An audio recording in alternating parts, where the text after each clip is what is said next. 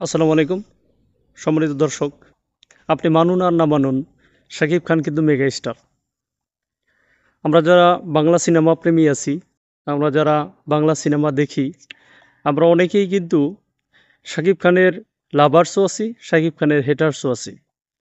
তবে যারা শাকিব খানের হেটার্স আছে, তারা ইতিমধ্যে শাকিব খানকে নিয়ে অনেক নেগেটিভ কমেন্ট করেছেন।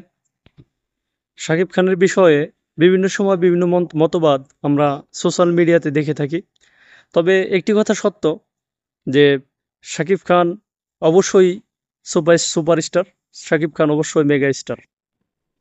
শাকিব খান কিন্তু আজকের এই জায়গায় এসেছে শাকিব খানের পরিশ্রম দ্বারা, এবং শাকিব খানের যে অধ্যবসায় ছিল, সেই অধ্যবসায়ের মাধ্যমেই শাকিব খান আজ শাকিব খানের জায়গায় এসেছে।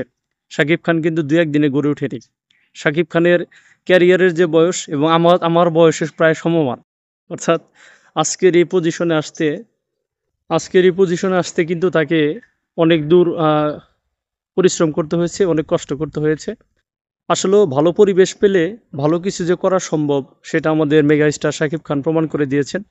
আমরা তামিল মুভির একটি ছবি আছে কেজিএফ, এবং সেই ছবিতে যিনি হিরো ছিলেন ইয়াশ ইয়াশ নামক একজন নায়ক, তামিল ছবির কেজিএফের হিরো ছিলেন। তিনি 200 কোটি টাকার উপরে সিনেমায় তিনি যে ফ্লেভারটা দিয়েছেন, আমাদের শাকিব খান কিন্তু বর্তমান একটি আলোচিত ছবি, বহুল প্রতীক্ষিত ছবি তুফান।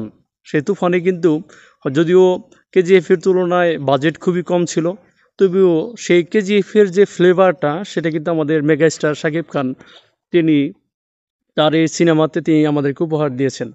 অর্থাৎ সম্মানিত দর্শক, আমি বলতে চাচ্ছি যে ভালো পরিবেশ পেলে, ভালো পরিচালকের হাতে পড়লে আমাদের মেগা স্টার শাকিব খানও যে কম যায় না, সেটা কিন্তু অলরেডি তিনি প্রমাণ করে দিয়েছেন। সম্মানিত দর্শক, আলোচনা সমালোচনা প্রত্যেকটা হিরো নিয়ে থাকবে, এটা স্বাভাবিক।